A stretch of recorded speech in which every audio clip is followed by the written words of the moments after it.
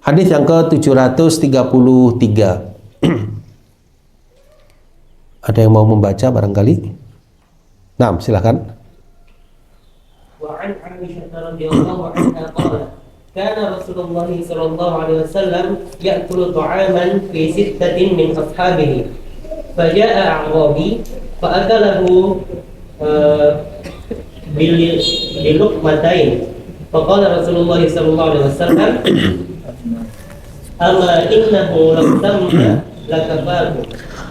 Ya, jadi ini kisah yang lain ya dari Bunda Aisyah radhiyallahu anha As-Siddiqah binti As-Siddiq, wanita yang sangat membenarkan, putri dari seorang yang sangat membenarkan, yaitu Abu Bakar As-Siddiq radhiyallahu an, di mana beliau mengatakan adalah Nabi sallallahu alaihi wasallam, beliau ya'kulu ta'aman fi sitta min ashabihi, ya pernah satu ketika makan bersama 6 orang para sahabat beliau.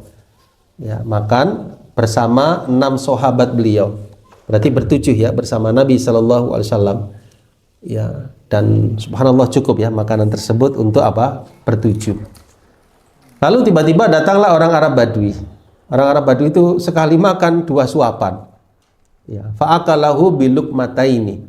Orang Arab Badui itu makan makanan tadi bilukmatain dengan 2 kali suapan langsung. Ya, tidak dijelaskan ya detailnya di sini.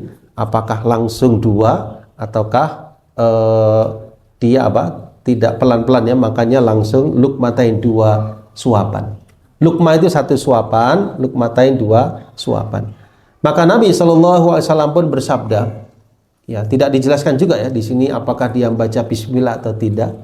Ya zahirnya, wallahu alam bisawab, sepertinya tidak membaca langsung apa makan gitu. Maka beliau pun bersabda, ama innahu lau samma lakafakum.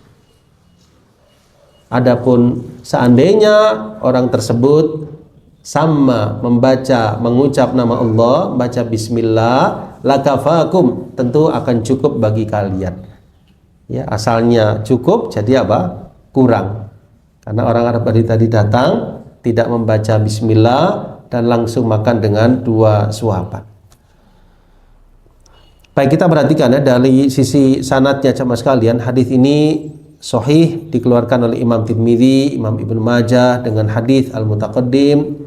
Ya, meskipun ada kelemahan ya karena jahalah Ummi Kulthum ya, karena Ummi Kulthum ya dalam keadaan majhul.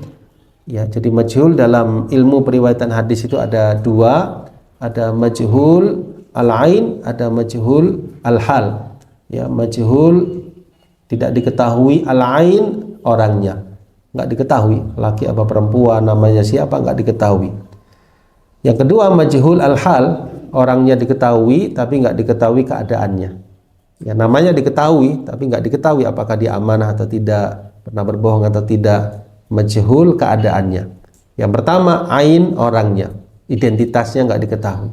Di sini diketahui Ummu Kulthum tapi nggak diketahui bagaimana Ummu Kulthum tersebut. Tapi ada syahidnya ya, ada syahid artinya ada penguat yang lain dari riwayat yang lain ya. Kesimpulannya kata Syekh Salim Al-Hilali, riwayat hadis ini sahih. Rijaluhu rijal Muslim ya. Jadi perawi-perawinya juga digunakan oleh Imam Muslim dalam sahihnya. Kecuali Ibrahim bin Al-Hajjaj, namun beliau siqah. Ya, ini termasuk ilmu yang rumit ya, ilmu apa? Mustalahul hadis, ilmu hadis, ilmu takhrij ya dan sebagainya. Sehingga kalau kita lihat di perpustakaan itu sangat banyak sekali ya kitab-kitab apa hadis. Di samping kitab-kitab fikih ya yang sangat banyak, kitab-kitab hadis juga sangat banyak sekali. Ya, jadi seandainya seseorang menginfakkan umurnya untuk hadis ya, untuk periwayatan hadis, takhrij dan sebagainya, barangkali belum bisa mencukupi ya, karena saking detailnya ilmu ini. Ya, satu di antara muhaddits ya di masa sekarang yang sudah wafat adalah Syekh Muhammad Nasiruddin Al-Albani rahimahullahu taala. Ketika beliau membaca kitab, itu misalnya kitabnya tinggi, beliau naik tangga, itu karena saking asiknya membaca, kadang-kadang lupa untuk turun. Ya di atas itu beliau membaca, di tangga tersebut, saking semangatnya menuntut ilmu. Rahimahullah rahmatan wasi'ah. Di samping para ulama yang lainnya sama sekalian. Ya, jadi khidmah mereka sangat luar biasa dalam meneliti hadis-hadis Nabi Shallallahu Alaihi Wasallam. Baik. Kita langsung kepada fikih hadisnya ya sama sekalian. Ya, yang pertama istihbabul istima' ala ta'am wa in kana qalilan ya. Jadi dianjurkan berkumpul di saat makan. Dianjurkan berkumpul pada makanan wa in kana qalilan ya, meskipun makanan itu sedikit. Ya. Jadi berkumpulnya saja itu sudah insyaallah keberkahan. Tidak terpisah-pisah makannya. Tidak terpisah-pisah itu apa maksudnya jamaah sekalian? Ya, tempatnya. Jadi berkumpulnya itu sudah merupakan kebaikan tersendiri pada makanan tadi. Di samping mengucap bismillah di awalnya. Ya. Tsaniyan jawazu musyaraka al-akal fit ta'am ba'da akhdhil idzni minhum. Ya, boleh ngikut makan bersama sekelompok orang atau seseorang setelah mendapat izin dari mereka. Saya tak ikut makan ya, ya silakan. Gitu ya. Misalnya di situ ada beberapa orang, lalu kita ingin gabung ya, nyampaikan. Ya, bolehkah saya bergabung? Oh silahkan. Atau ditawari, kemudian kita bergabung di tempat tersebut. Ya. Ini yang sifatnya makan bebas ya, jadi bukan undangan khusus ya. Kalau undangan khusus perlu undangan. Tapi ini makan santai atau makan sesuatu yang barengan, kemudian ada yang datang dan ingin bergabung, maka minta izin. Nah. Tsalitsan zikrullah ta'ala yubarak fi kulli syai. Ya, zikrullah ta'ala yubarak fi kulli syai. Jadi menyebut nama Allah Subhanahu wa taala, ya, saya ulangi, yubarik ya fi kulli syai itu akan memberikan keberkahan pada segala sesuatu. Ya, menyebut nama Allah, baca bismillah di awal makan, mengawali perbuatan dengan bismillah, ya, selalu mengaitkannya dengan Allah Subhanahu wa taala dalam setiap aktivitas kita supaya mendapat ma'unah, pertolongan, itu akan memberikan kebaikan dan keberkahan. Yang terakhir, syaitan selalu ikut-ikut ya, musyarakah pada setiap perbuatan kita. Fi ayyi syai'in yamhiqul barakah. Ya, jadi di sini ahlul iman, kita sebagai muslimin hendaknya menolak ya kehadiran mereka, kedatangan mereka dengan cara-cara yang disyariatkan.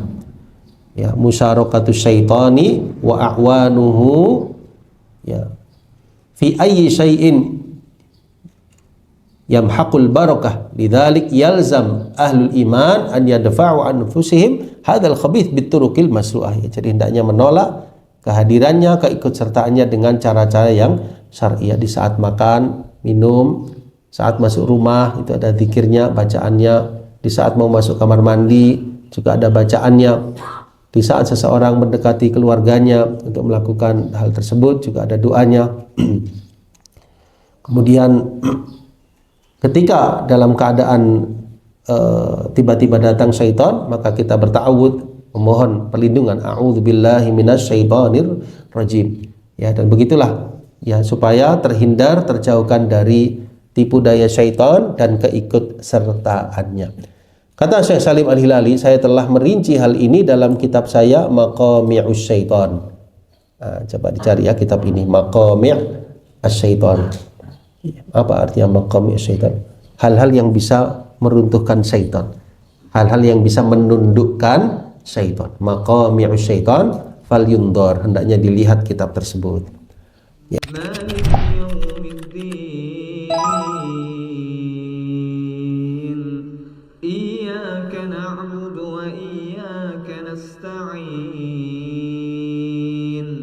اهدنا الصراط المستقيم